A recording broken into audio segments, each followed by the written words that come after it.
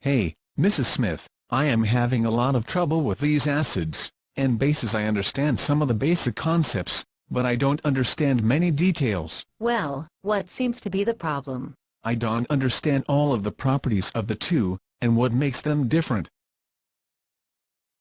An acid is a chemical compound with a pH lower than 7. It has many distinguishable properties that differentiate it from a base.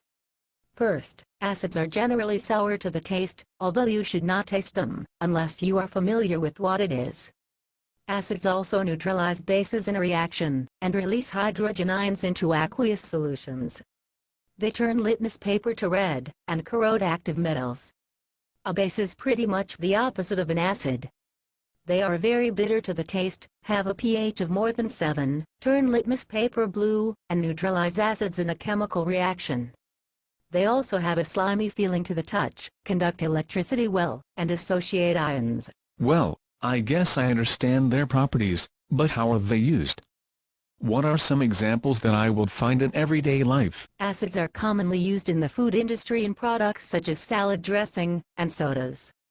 They are also often seen in car batteries and for neutralizing bases. Bases are quite common in household appliances such as toothpaste and many cleansers. I understand that if the pH is over 7, it is a base, and if it is under 7 it is an acid, but what exactly does that mean? Well, it really just measures the acidity or basicity of a solution, based on how much hydrogen ions are in the solution.